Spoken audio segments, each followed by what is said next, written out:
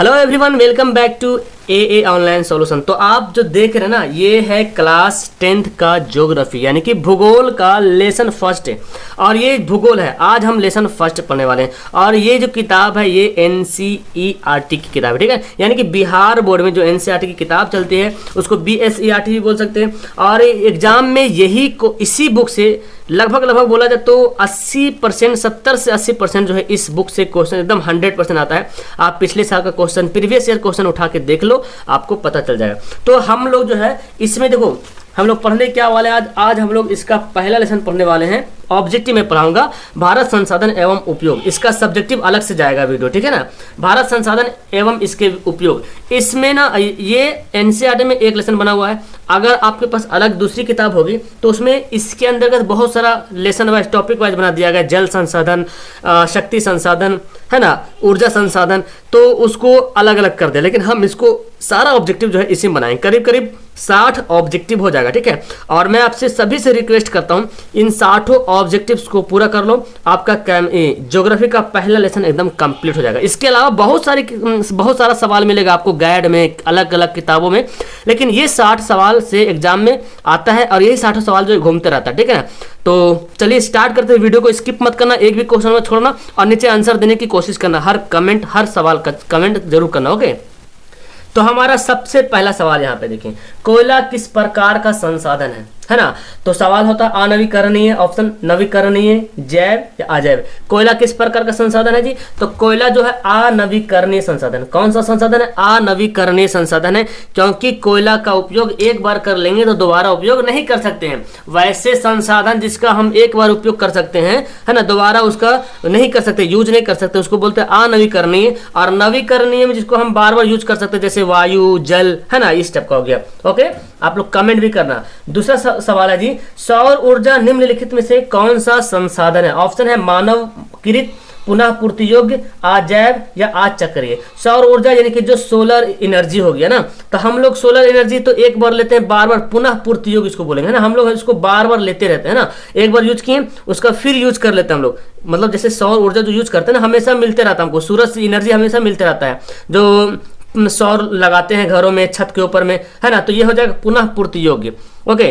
तीसरा सवाल देखिए जी, तट रेखा से कितने किलोमीटर क्षेत्र सीमा अपवर्जक आर्थिक क्षेत्र कहलाते हैं? इसका मतलब समझ लो। देखो ये जो है ना तट रेखा, समझ रहे, तट रेखा जो होगा समुद्र के किनारे का जो रास्ता है ना, मान लो कि ये पूरा समुद्र है, ठीक है, पूरा समुद्र है। तो ये जो है ना बीच समझते ना, गोवा वाली बीच में, है ना, तो गोवा वाली बीच जो समझ रहे हैं ना, बीच, वही हो गया तट। तो तट रेखा से कितने किलोमीटर क्षेत्र सीमा अपवर्जक आर्थिक क्षेत्र है। मतलब कि ये जो गोवा वाली बीच जो यहाँ पे देख रहे हैं, इधर पूरा समुद्र भरा हुआ, ठीक है ना।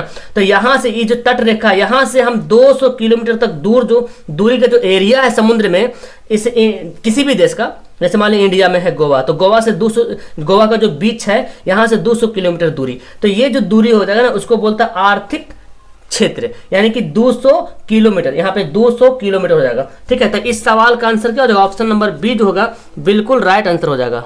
तो अगला सवाल पढ़ते हैं जी, डाकुओं की अर्थव्यवस्था का संबंध है, यानी कि देखो डाकुओं की अर्थव्यवस्था, जो डाकू लोग होता है वो अर्थव्यवस्था का संबंध क्या है? ऑप्शन है संसाधन संग्रहण, मतलब जो भी कुछ लूटता उड़ता है या जो भी संसाधन है देश में, तो क्या उसको संग्रहण करता है, जमा करता है? तो ऐसा तो देखने को नहीं मिलता, डाकू लोग तो इतना करेगा नहीं, है ना।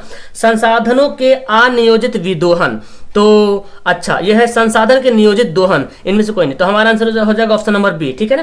देखिए संसाधनों के अनियोजित विदोहन मतलब कि उसको नियोजित भी नहीं करेगा, उसको जमा भी नहीं करेगा, उसको सही से रखेगा नहीं, और विदोहन करेगा, है ना, बर्बाद करेगा, मतलब बर्बाद ही हो जाएगा।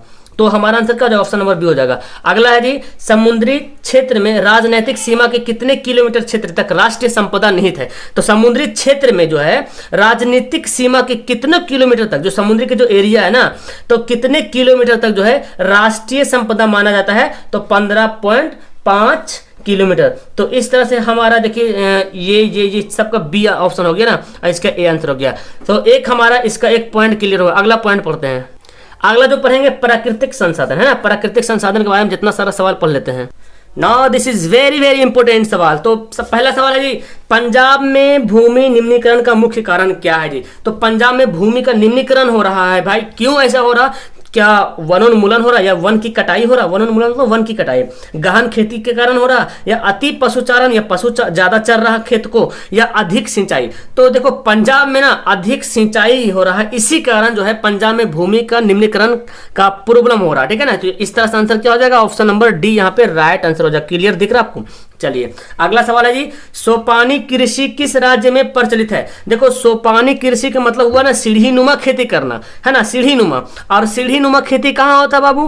तो बोलिएगा सर जहां पहाड़ वाला इलाका रहेगा वही ना सीढ़ी नुमा खेती होगा। तो बिल्कुल सही बोल रहे हैं। तो यहाँ पे देखते हैं कौन सा राज्य पहाड़ी राज्य है। हरियाणा, पंजाब, बिहार का मैदानी क्षेत्र, उत्तराखंड। तो उत्तराखंड पूरा पहाड़ी पर, उत्तराखंड जो स्टेट है ना पहाड़ पर ही लगभग जो है ना पहाड़ पर बसा हुआ है। तो बहुत सारा एरिया है उत्तराखंड में, घूमने का बहुत अच्छा जगह है। तो उत्तराखंड में सीढ़ी नुमा खेती होती है, उसी को बोलते हैं सोपानी कृषि। तो हमारा ऑप्शन क्या हो जाएगा? डी हो जाएगा। चलिए अगला सवाल यहाँ पे है, मरुस्थलीय मृदा का विस्तार कहां से है? निम्न में से कहां है? मरुस्थलीय मृदा समझ रहे ना, जो मिट्टी मर गया है उसका कोई काम नहीं है, बालू ही बालू समझो, है ना, जिसका जो मृदा है, जो जमीन में जो मिट्टियां हैं उसका कोई काम नहीं, मरुस्थलीय मृदा। और ये ज्यादा मरुस्थलीय किसको बोलते हैं? रेगिस्तानी इलाका जो बोलते हैं, रेगिस्तानी जो मिट्टी होती है। तो यहाँ पे देखा जाए कि मरुस्थलीय मृदा मतलब जो रेगिस्तानी इलाका है, रेगिस्तानी जो मिट्टियां हैं वो सबसे ज्यादा किस राज्य में मिलेगा? उत्तर प्रदेश, कर्नाटक, राजस्थान, महाराष्ट्र। तो आपको पता है राजस्थान यहाँ पे राइट आंसर होगा, क्योंकि रेगिस्तान कहाँ है? राजस्थान में। नाम देखो पता चलता है। और क्या बोलते हैं, रेगिस्तान का जो जहाज होता है वो किसको बोला जाता है? ऊंट को बोला जाता है, क्योंकि ऊंट जो है ना रेगिस्तानी इलाके में ज्यादा करके चलता है। तो हमारा आंसर बी हो जाएगा। अगला सवाल है जी, मेंढक के प्रजनन को नष्ट करने वाला रसायन कौन है? यानी कि जो मेंढक को के प्रजनन को जो नष्ट कर दे। तो इस तरह से हमारा इसका ऑप्शन क्या देखें यहाँ पे, बेंजीन, यूरिया, एड्रीन या फास्फोरस। तो मेंढक के प्रजनन है उसको नष्ट करने वाला जो एक रसायन है उसका नाम क्या है? एंड्रीन। यानी कि हमारा ऑप्शन सी बिल्कुल सही हो गया। अगला सवाल है, काली मृदा का दूसरा नाम क्या है? ये बहुत ही इंपॉर्टेंट, देखो एनसीईआरटी किताब का जितना सारा सवाल है सब बहुत ही इंपॉर्टेंट है डियर, ठीक है। तो सभी सवाल को एक एक करके पढ़ लेना। काली मिट्टी का दूसरा नाम क्या है? बलुई मृदा, रेगुर मृदा, काली लाल मृदा या पर्वतीय मृदा। तो क्या हो जाएगा? रेगुर मृदा। चलिए अब देखते हैं अगला जो टॉपिक क्या है। तो अगला टॉपिक हमारा जल संसाधन, इससे हम लोग पढ़ना है। ओके चलिए देखते हैं सवाल। Now here is very fantastic question dear. तो सबसे पहला सवाल है, विरहद क्षेत्र में जल की उपस्थिति के कारण ही पृथ्वी को क्या कहते हैं बाबू? उजला ग्रह कहते हैं या नीला ग्रह या लाल ग्रह या हरा ग्रह? तो आपको पता है पृथ्वी को क्या बोलते हैं? नीला ग्रह, क्योंकि यहाँ पर जल सबसे ज्यादा है ना, पृथ्वी पे जल जो है सबसे ज्यादा है। विरहद क्षेत्र मतलब सबसे ज्यादा क्षेत्र में फैली हुई जल जो है ना, उसके कारण हम लोग पृथ्वी को क्या बोलते हैं? नीला ग्रह बोलते हैं। अब देखो यहाँ पे कुल जल का कितना प्रतिशत, यानी कि जो पृथ्वी पे जितना सारा जल है ना, कुल जल का कितना प्रतिशत भाग महासागरों में निहित है? 9.5%, 95.5%, 96%, 96.6%। तो यहाँ पे ना ऑप्शन तो कुछ रॉन्ग दिया हुआ है, हालांकि इसका ऑप्शन ना 96.5 होना चाहिए। क्यों? क्योंकि इसी किताब का जो टॉपिक है उसमें देखो मैं दिखाता हूँ। ये देखो यहाँ पे आपको दिख रहा है, थोड़ा सा इधर मैं दिखाता हूँ। यहाँ देखो नीचे दिखेगा आपको यार, ये देखो यहाँ पढ़ लो। विश्व के कुल जल आयतन का 96.5% जल महासागरों में है। तो अब इसी के अप्रोक्सीमेट में है ना, जो उसके बगल में जो आंसर हो उसी के लमसम में जो आंसर होगा उसी को हम लोग करेक्ट बोलेंगे क्या? तो हमारा इस तरह आंसर क्या हो जाएगा? 96.6 है तो 96.5 होगा या 96.6 रहेगा। तो हमारा आंसर क्या हो जाएगा? 96.6 ऑप्शन के हिसाब से। हालांकि 96.5 यहाँ पे एनसीईआरटी में जो दिया हुआ है, ठीक है। अगला है, देश के बांधों को किसने भारत का मंदिर कहा था जी? देश के बांध समझ रहे हैं, डैम को किसने जो है भारत का मंदिर कहा था? तो ऑप्शन महात्मा गांधी, डॉक्टर राजेंद्र प्रसाद, पंडित जवाहरलाल नेहरू, स्वामी विवेकानंद। तो पंडित जवाहरलाल नेहरू जो है वही बोले थे देश के बांधों को भारत का मंदिर, ठीक है। अगला सवाल है जी, प्राणियों के शरीर में कितना प्रतिशत जल की मात्रा है? यानी कि जो प्राणी है ना, जो जीव जंतु है, जैसे इंसान हो गया, जो भी जानवर जीव जंतु हो गया, उनके शरीर में कितना प्रतिशत जल की मात्रा है? तो 65%। क्या हो जाएगा? 65% यहाँ पे बिल्कुल राइट आंसर हो जाएगा ऑप्शन नंबर सी, यानी कि गा बोले तो, है ना। आप समझना ABC, यहाँ पे हिंदी में का खा गा लिखा हुआ तो ABC पर, ठीक है। अगला है, बिहार में अति जल दोहन से किस तत्व का संकेंद्रण बढ़ा है? मतलब अति जल दोहन, जल का बेकार यूज हो जाना, ठीक है ना, जल को मतलब दुष्ट करना। तो उससे के कारण क्या हुआ है? संकेंद्रण बढ़ा किस तत्व का? कौन सा तत्व का संकेंद्रण बढ़ गया, ज्यादा नुकसानदायक हो गया, फ्लोराइड या क्लोराइड या आर्सेनिक या लौह? तो हमारा यहाँ पे आंसर हो जाएगा आर्सेनिक, यानी कि ऑप्शन नंबर सी हो गया बिल्कुल राइट आंसर। अब इसी में एक और चैप्टर है वन एवं वन्य प्राणी संसाधन, इसका सवाल पढ़ते हैं हम लोग। आप लोग जितना सवाल मैं पढ़ा रहा हूँ ना एनसीईआरटी वाला, वो सभी सवाल को नोट कर लेना है, क्योंकि ये एनसीईआरटी वाला सवाल है, आयरा गहरा कोई सवाल नहीं, ठीक है। सबसे पहला सवाल है, भारत में 2001 में कितने प्रतिशत भौगोलिक क्षेत्र में वन का विस्तार था? 2001 के बारे में बात की जा रही है, यहाँ पे ध्यान से देखना है, 2001 के बारे में बात की जा रही है कि 2001 में कितने प्रतिशत भौगोलिक क्षेत्र में वन का विस्तार था। तो यहाँ पे ऑप्शन पढ़े 25% या फिर 19.27% या 20% या 20.60%, कितना परसेंट हो जाएगा? तो 19.27%, ठीक है। ये किताब में लिखा हुआ है, छपा हुआ है, ठीक है। तो हमारा आंसर क्या हो जाएगा? दूसरी किताब की हम बात नहीं कर रहा हूँ, एनसीईआरटी किताब की बात कर रहा हूँ, ठीक है। तो हमारा आंसर क्या हो गया? ऑप्शन नंबर बी आ गया। तो चलिए जी सेकंड सवाल पढ़ते हैं। सेकंड सवाल क्या है? वन स्थिति रिपोर्ट के अनुसार भारत में वन का विस्तार कितना प्रतिशत है? 20.60% भौगोलिक क्षेत्र में, 20.55% भौगोलिक क्षेत्र में, या 20% भौगोलिक क्षेत्र में, या इनमें से कोई नहीं। बहुत एकदम नजदीक नजदीक करीब करीब में यहाँ पे दिया हुआ है ऑप्शन। तो इसका ऑप्शन आंसर क्या हो जाएगा? 20.60%। हम किताब में लिखा हुआ है, वहां पे पूरा कंफर्म करके आपको बता रहे हैं, ठीक है, क्योंकि गाइड में बहुत सारी गलती भी दिया हुआ है। 20.60%, ठीक है। ऑप्शन नंबर ए हो जाएगा राइट आंसर। अगला है, बिहार में कितने प्रतिशत क्षेत्र में वन का फैलाव है ना, यानी कि फॉरेस्ट वन का फैलाव कितने प्रतिशत क्षेत्र में? 15%, 20%, या इधर 20% लिखा हुआ है, 7%। तो कहीं कहीं 7.1 बोलता है, कहीं 7 बोलता है, ठीक है। तो हमारा आंसर क्या हो जाएगा? ऑप्शन नंबर डी हो जाएगा। 7% जो है बिहार में, बिहार के बारे में बात किया जा रहा है। देखो यहाँ पे दोनों सवाल है, ये भारत के बारे में बात किया जा रहा है, ये बिहार के बारे में बात किया जा रहा है। भारत में बोलेगा तो 19.27% और बिहार के बारे में बोलेगा तो 7%, ठीक है। कहीं कहीं 7.1 भी बोलता है, ठीक है।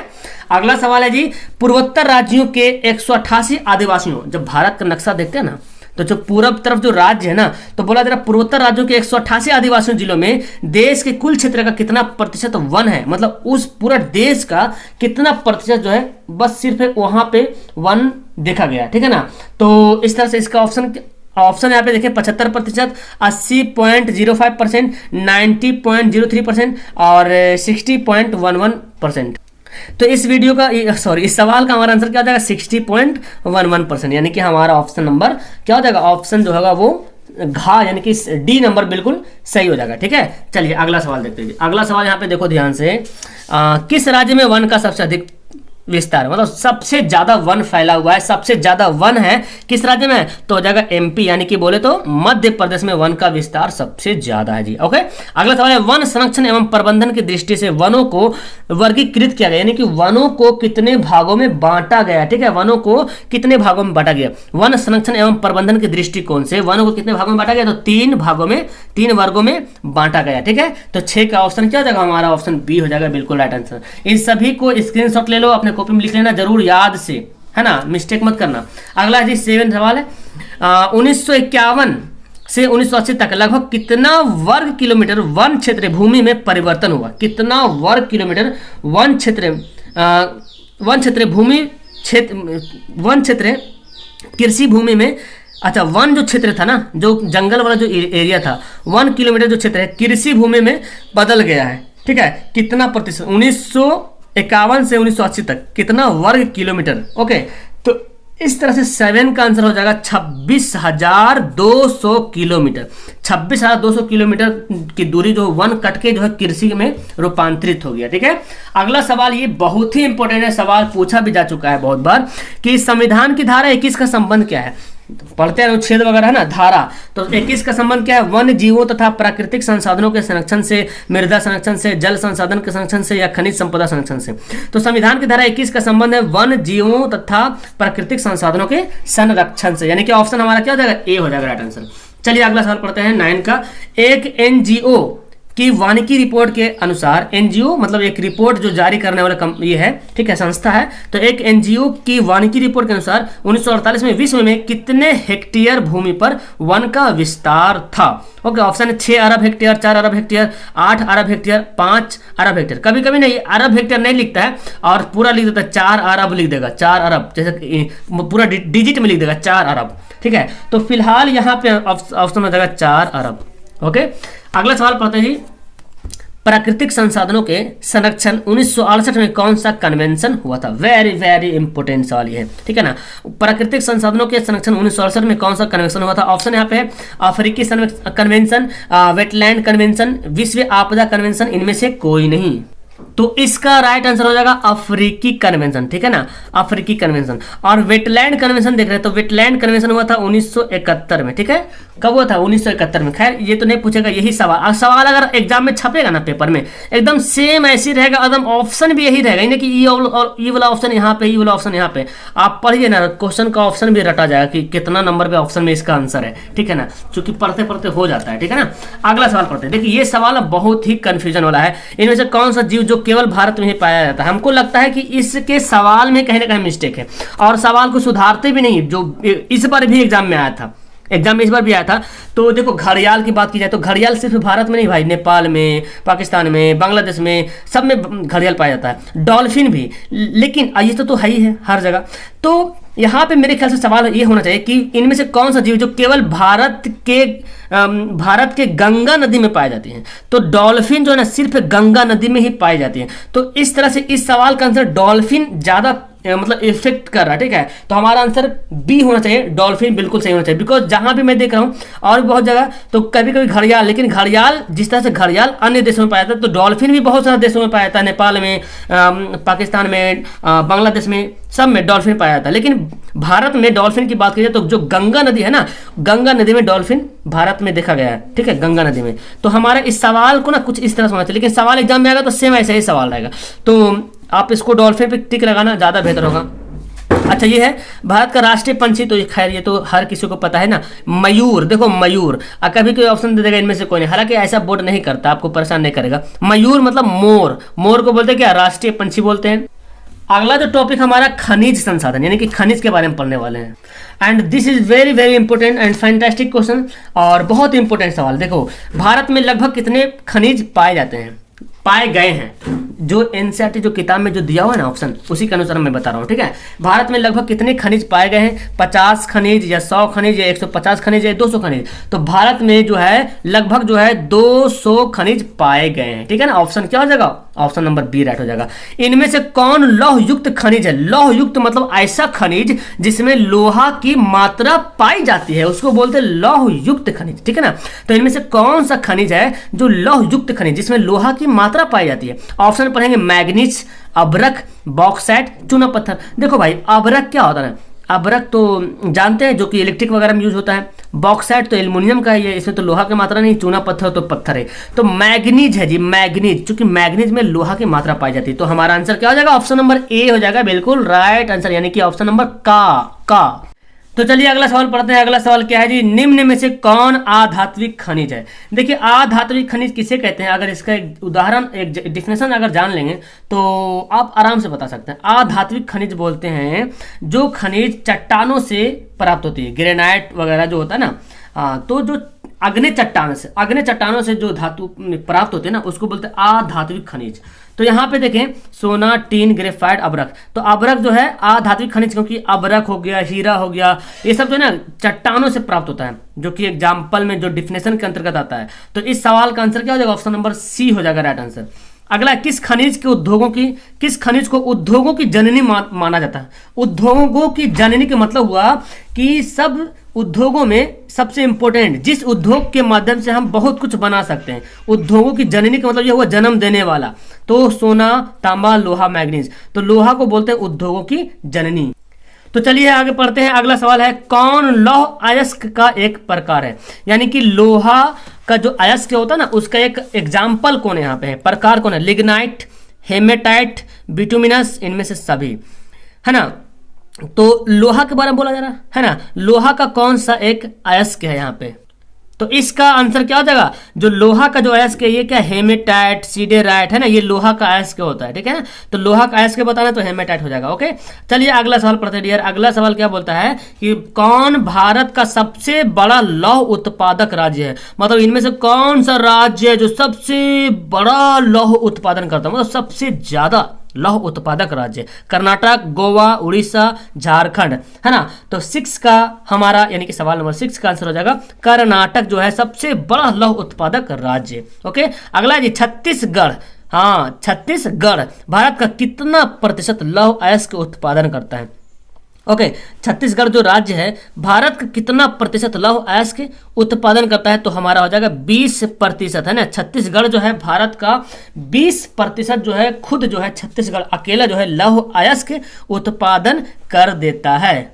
तो चलिए हम अगला सवाल पढ़ लेते हैं डियर। अगला सवाल है मैग्नीज उत्पादन में भारत का विश्व में क्या स्थान है, यानी कि जो मैग्नीज जो उत्पादन करता है भारत, मैग्नीज जो है लौह जिसमें लौह की मात्रा पाई जाती है, तो भारत में कौन सा स्थान है, प्रथम, द्वितीय, तृतीय, चतुर्थ। तो मैग्नीज उत्पादन में भारत का तीसरा स्थान है। कौन सा स्थान है, तीसरा स्थान है जो मैग्नीज उत्पादन करता है भारत।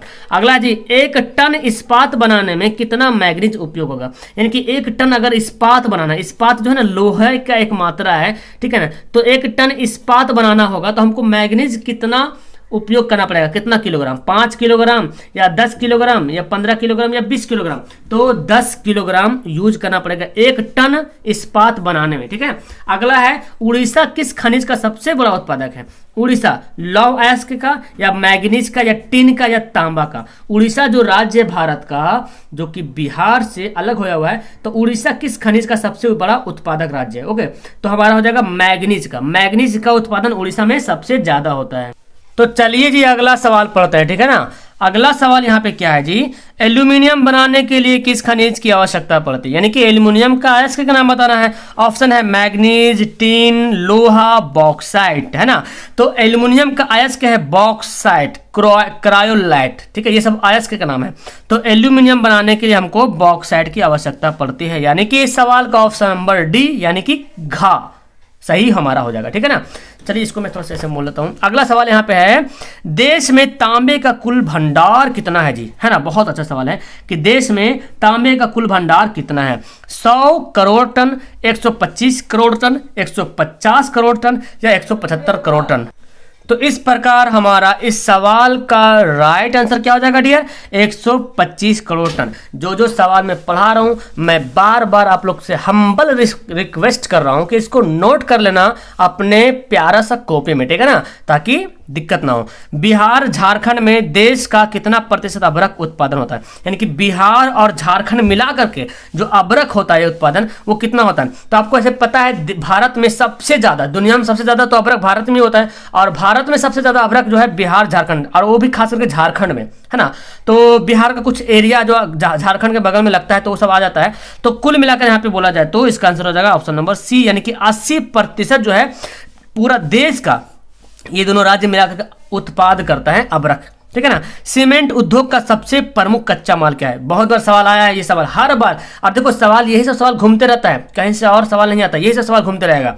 सीमेंट उद्योग का सबसे प्रमुख कच्चा माल क्या है, चूना पत्थर, बॉक्साइट, ग्रेनाइट और लोहा। तो देखो बताओ भाई सीमेंट के लिए कौन सा सही होगा, तो चूना पत्थर होगा। हमारा ऑप्शन क्या हो जाएगा, ऑप्शन नंबर ए हो जाएगा, बिल्कुल राइट आंसर। इधर तो नहीं है।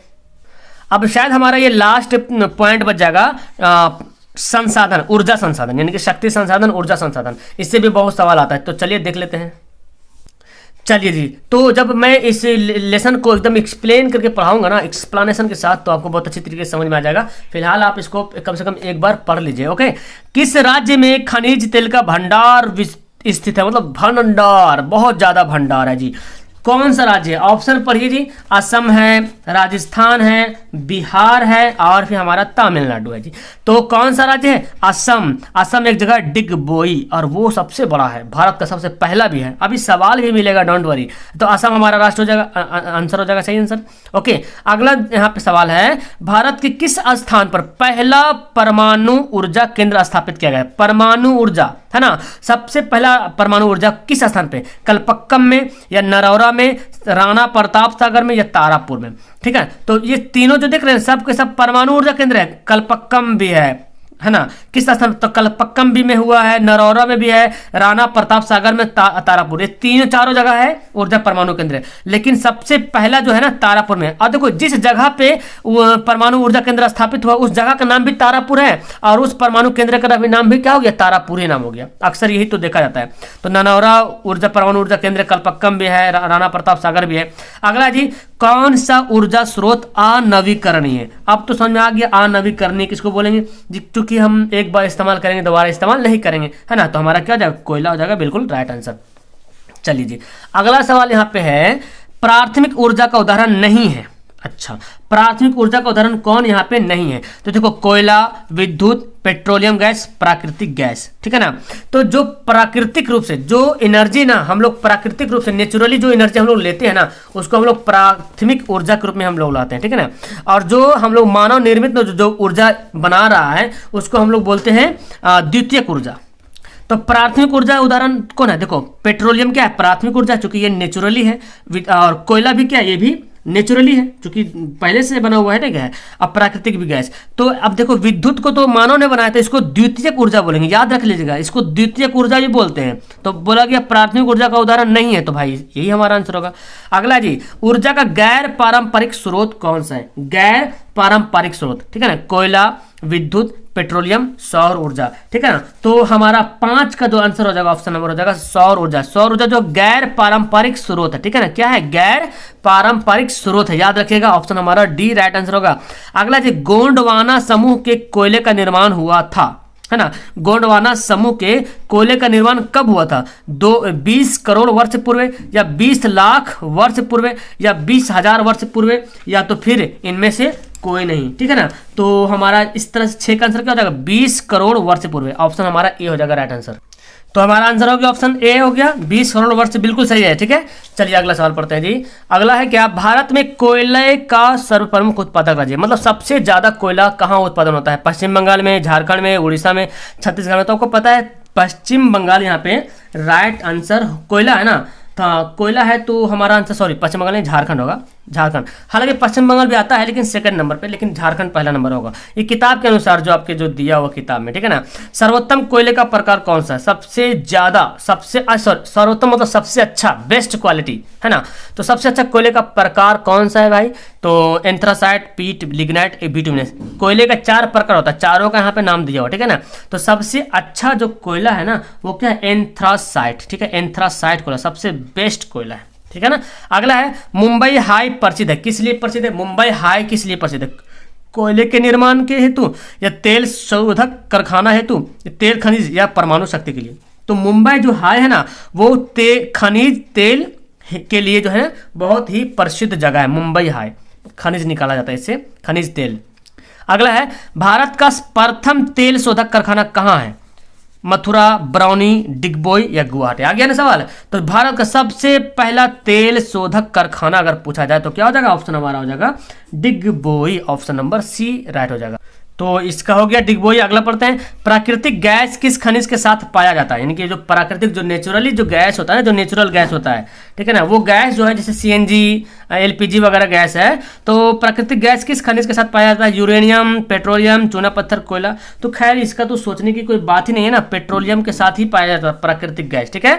अगला है, भाखड़ा नंगल परियोजना किस नदी पर अवस्थित है? भाखड़ा नंगल परियोजना नर्मदा नदी पर, झेलम नदी पर, सतलज नदी पर, व्यास नदी पर। तो अब यहाँ पे मैं आपको देने वाला हूँ, होमवर्क देने वाला हूँ, और इस होमवर्क को नीचे कमेंट बॉक्स में कमेंट करना कि भाखड़ा नंगल परियोजना जो है किस नदी पे है। तो फिलहाल इसका आंसर हमारा हो जाएगा ऑप्शन नंबर सी, सतलज नदी पे। होमवर्क ये बताना है कि सतलज नदी जो है किस राज्य में पड़ता है, ठीक है, किस राज्य में पड़ता है, सतलज नदी जो है वो किस राज्य में है। ये एक सवाल मैं देता हूं होमवर्क के लिए, आप लोग कहीं से भी सर्च करके बताना। दक्षिण भारत की सबसे बड़ी नदी घाटी परियोजना कौन सी? दक्षिण भारत, साउथ, है ना, तुंगभद्रा, शरावती, चंबल, हीराकुंड। तो यहाँ पे क्या आंसर हो जाएगा? तुंगभद्रा, है ना, क्या हो जाएगा? तुंगभद्रा। दक्षिण भारत की सबसे बड़ी नदी घाटी परियोजना है तुंगभद्रा।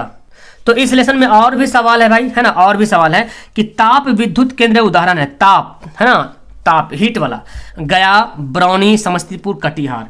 ताप विद्युत केंद्र कहाँ उदाहरण जो है इस चारों में कौन सा जहां जहां ताप विद्युत केंद्र है, ठीक है। तो हमारा आंसर क्या हो जाएगा, बरौनी हो जाएगा राइट आंसर, ठीक है, ऑप्शन नंबर बी हो जाएगा।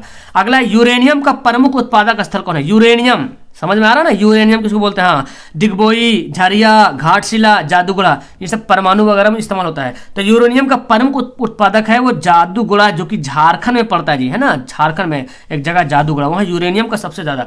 तो फिलहाल यहाँ पे आंसर क्या होगा, ऑप्शन नंबर डी हो जाएगा। एशिया का सबसे बड़ा परमाणु गृह, एशिया का, दुनिया का नहीं, एशिया महादेश का सबसे बड़ा परमाणु गृह, परमाणु विद्युत गृह, परमाणु घर, तारापुर, कल्पक्कम, ननौरा या कैगा। तो यहां पे आंसर क्या हो जाएगा, तारापुर, भारत का सबसे पहला भी था और एशिया का भी सबसे बड़ा, ऑप्शन नंबर ए हो जाएगा राइट आंसर।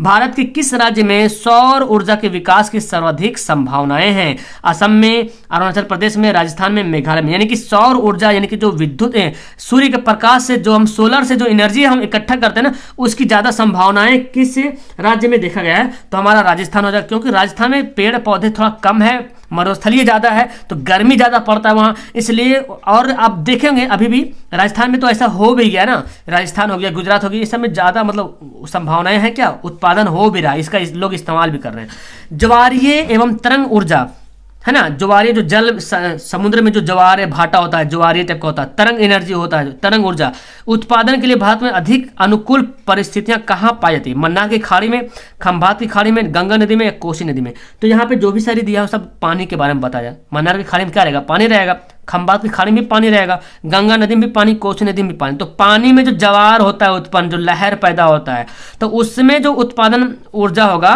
बोला जाए अनुकूल परिस्थितियां कहाँ है, किस में, किस इनमें से कौन है जहां पे हम इसका काम कर सकते हैं, तो ये है खंभात की खाड़ी में। तो इस तरह से हमारा ये लेसन हो गया खत्म।